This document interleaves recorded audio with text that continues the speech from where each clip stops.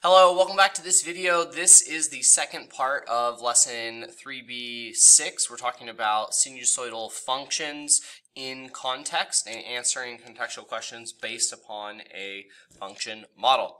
We're going to go ahead and learn how to apply a sinusoidal function to a contextual situation and then answer contextual questions about those functions.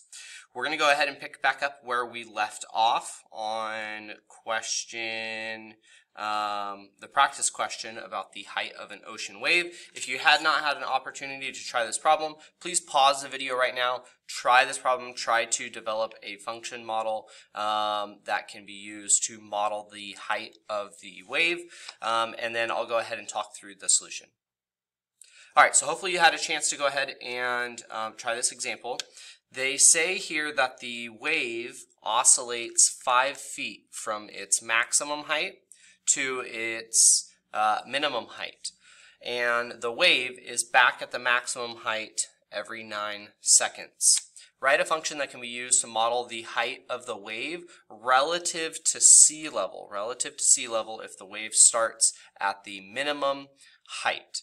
Okay, so just a couple of things that they give us here. This is relative to sea level. So this is going to start at the, well, they say here it's starting at the minimum height. So this is best modeled by a cosine function.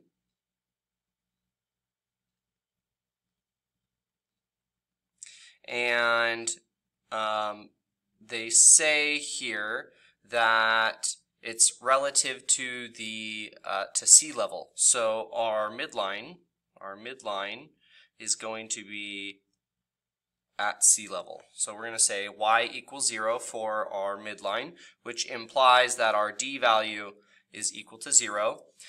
They say here that the wave oscillates 5 feet from its minimum to its maximum. So again, if I'm trying to talk about amplitude, then the max minus the min, and then if I average this, that's going to be our amplitude. So 5 feet from max to min, I divide that in half, that gives us an amplitude of 2.5.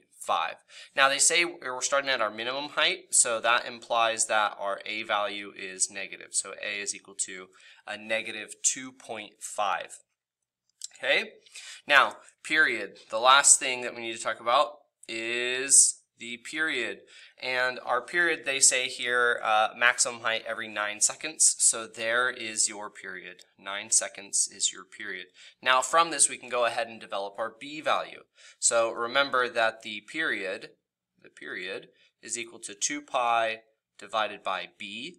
So 9 is equal to 2 pi divided by B. And if we go ahead and perform some arithmetic here, we get B is equal to 2 pi over 9. Okay, so I think we have all of our information that we need in order to go ahead and represent this situation. Our function is about height, so I'll just call this height based upon time, is equal to our A value, so negative 2.5. We're representing it with a cosine function model here, since it's starting at its minimum. Cosine of, and I'm going to drop in the B value here, so 2 pi over 9 t, and then our midline is 0, so I don't have to add a 0 onto the back end, okay? So there is our function for this wave. Now part B says write the function of the form w of t equals a sine of, and there should be a parentheses here, b of t plus c plus d. So now they want us to just go ahead and convert this to a sine function. Please go ahead, pause the video, determine how you can represent this cosine function model as a sine model. Alright, so hopefully what you went ahead and did is you determined the phase shift, because that's the only difference between a sine function and a cosine function. So our phase shift, this is your C value. This is going to be equal to the period divided by 4. I just need to reset it 1/4 of the period. So our period was 9 seconds. Okay, And so that means that our C value is 9/4. All right, so let's go ahead and write this function. They say, let's call it W of t. So W of t is equal to negative 2.5 cosine of, we're going to drop in our b value here, so 2 pi over 9 of t plus 9/4. So it's going to take us backwards 9/4, and then plus our d value, which is 0.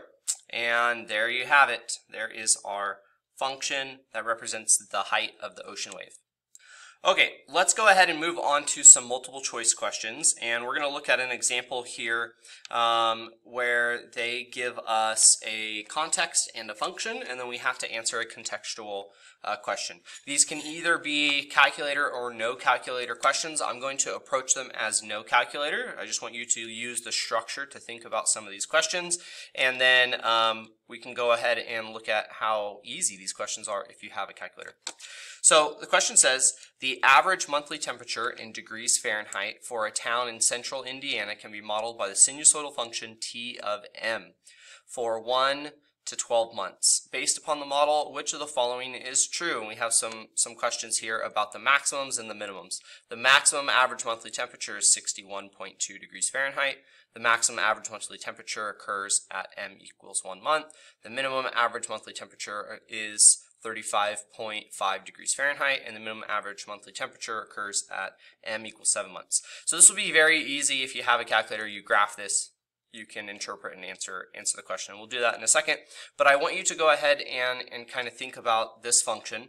This is a sine function. This is a sine function. So it's going to go ahead and start at a midline. The midline is 61.2 degrees Fahrenheit.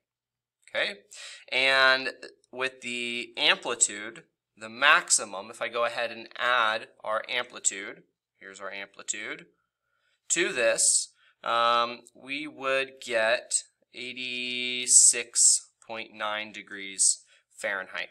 So notice question A right away, the maximum average monthly temperature is 61.2. We can throw that out based upon our midline and our amplitude.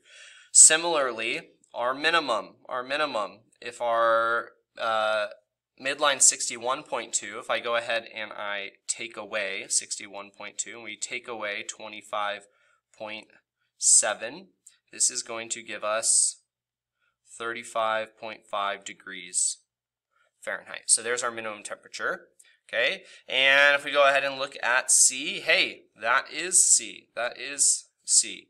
Right away, our minimum average monthly temperature is 35.5 degrees Fahrenheit. Okay, so I'm going to go ahead and, if I'm under a time crunch, I'm going to go with C, but I want to investigate the other answers based upon the structure of this function, and we can do this with a sketch. A picture sometimes is extremely helpful. Notice that we have a phase shift starting at 4.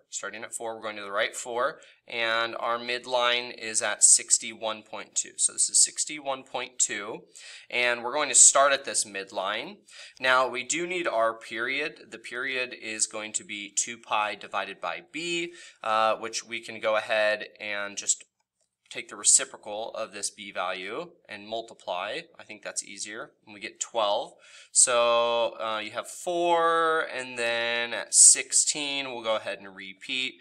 Halfway between we'll go ahead and get another midline, and then between those values, so between 4 and 10, we get 7 there, we're going to have a maximum, and then at 13, that'll be a minimum. Let's go ahead and kind of extrapolate this backwards. At 1 will also be a minimum. Okay, so our graph would look something like this for the temperature. Okay. All right, so just going ahead and looking at this, they say the maximum average monthly temperature occurs at m equals 1 month. That's false. That would be minimum.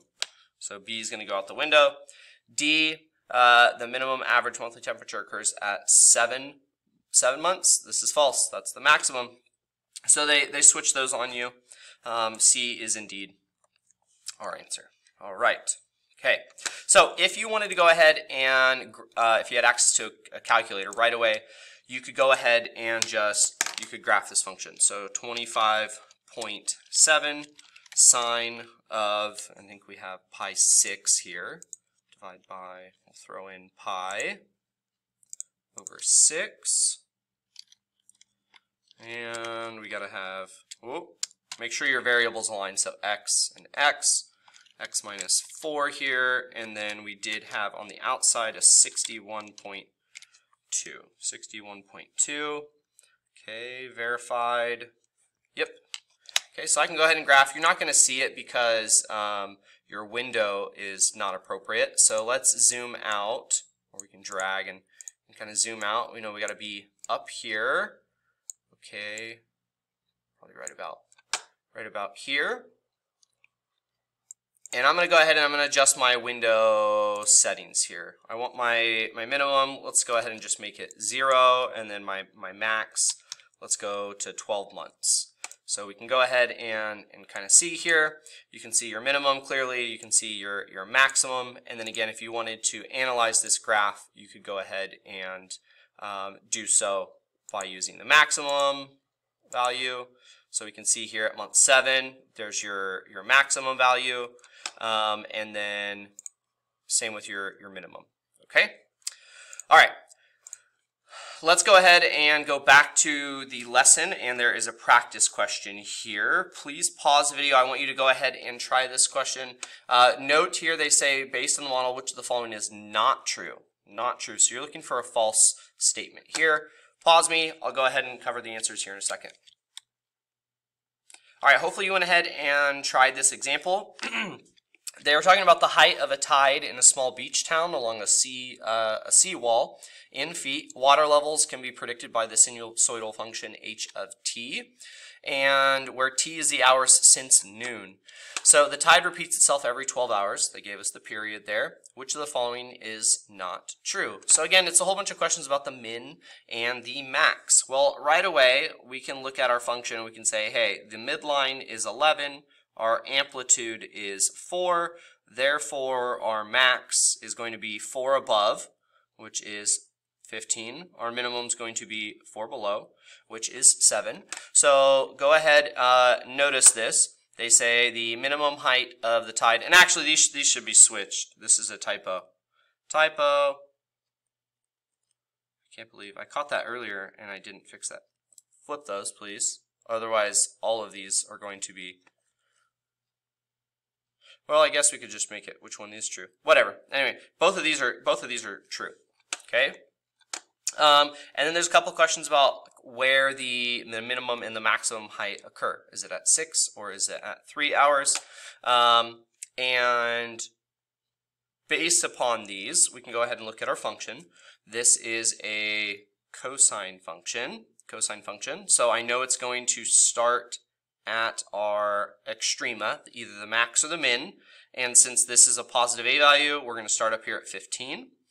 They tell us our period repeats every 12 hours, so if this is 0, this is 12, we're going to be back here at 6, we're going to have a minimum at 7, okay, at 6, and then in between 3 and 9, we'll have our mids. So our graph would look something like this. That's a rough sketch. So they say here the minimum height of the tide occurs at t equals 6 hours. That one is true. The maximum height of the tide occurs at 3 hours. That's false. The maximum occurs at t equals 0 or t equals 12. So D is the answer that is not true. That is not true. If you fix the typos. Otherwise, the only true one is C. Okay. Again, you could graph this, and I've kind of already done this. If you want to graph it and interpret it, you can do that. Feel free. But I want to cover the last topic in this lesson, which is on sinusoidal regressions. And we've done this multiple times in this this course, and we're going to go ahead and just kind of see how we do that with a sine function and some nuances with it, and then answer some contextual questions. So they say here the function n gives the number of nighttime hours on the first day of a given month, where t is between 1 and 12 inclusive. The table gives the values of n at selected values of t. A sinusoidal regression of this form with 16 iterations is used to model these data. What is the maximum number of nighttime hours predicted by the sinusoidal function model? Okay, so we got to go ahead, we got to enter this data into the calculator. A couple of things to note. Note the sinusoidal regression model, they have the b value multiplying with the t value. So notice it's not factored out of our function. So our phase shift is actually not what you're seeing. So not that I don't think you could expect any questions like where they will trick you with that, but just note based upon structure and how you're writing this, when you copy this from your calculator, you'll want to just copy it exactly as is. They also talk about 16 iterations. This is a setting in your graphing calculator, so we'll go ahead and just note it's auto defaulted to 16 anyway, at least with the calculators on the TI that I've been using. So you don't have to worry, but just note that piece of information. And then we'll go ahead and answer a question. So let's go ahead, let's take our calculators and let's enter these data.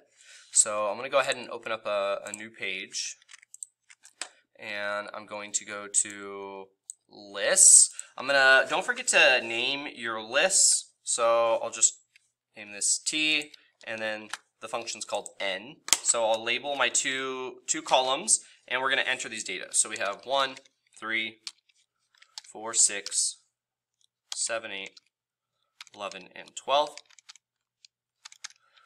And then over here we have 11.4, 9.7, 8.2, 5.2,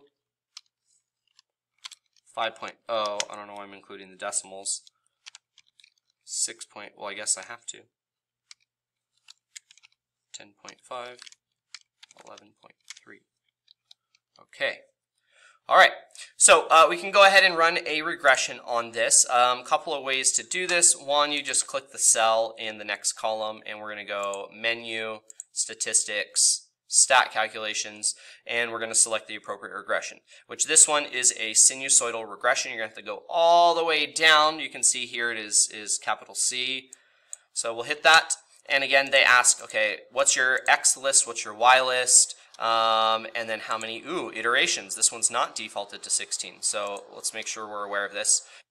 Okay, so I'm going to go ahead and I'm going to take my X list, I'm going to go ahead and call it T. My Y list, I'm going to go ahead and call this Y, or if you were just following along, we'll call it N. I ran into some hiccups, so I had to kind of backtrack. We'll call it Y or N for you guys.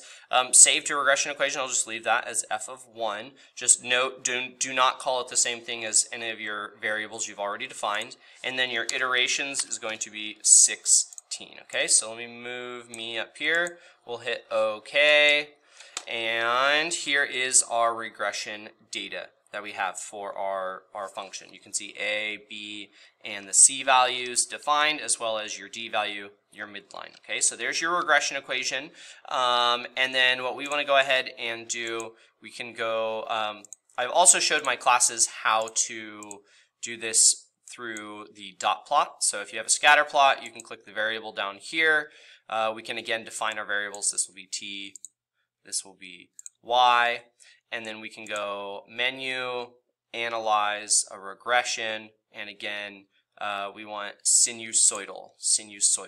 So you can see that regression here. But one thing I noticed is that I did not get the opportunity here in order to kind of pick my iterations. So I think this first method is best here. Okay. All right, now we want to go ahead and we need to answer some questions. They say, what is the maximum number of nighttime hours predicted by the sinusoidal function model? So we're going to go ahead and look here. Just some good general test-taking strategies. If we're looking at this, if n is the number of nighttime hours, notice the first one's 11.4 here. So 11, all of these three options, this to me is an easy question. These are not the answer. I'm going with 12. But let's go ahead and look at our regression model. let's open up a graph, and let's just graph our function f1. So let's graph f1 of x. Okay, we'll go ahead and graph it, and then we can see a maximum right here. So let's go to Analyze Graph Maximum. Okay, and at 1.14, they say it is 11.3. Okay, so I was wrong. It was not 12. I was expecting it to be higher. Oh, they do say to the nearest hour. So, okay, answer is not 12. It's 11.3, which means our answer is C. Well, you could just look at the data, understand that one. Okay, let's go ahead. Here is the practice problem. This question says the function t gives the highest daily temperature for averaged over a month for the city of Syracuse, New York, from 1 to 12. The table of values gives t of t at selected values of t. This is temperature. A sinusoidal regression of this model's 16 iterations can be used to model these data. What is the minimum temperature predicted by the sinusoidal function model? So I'll give you guys a second to go ahead and try this, and I'll show you the answer here in a second.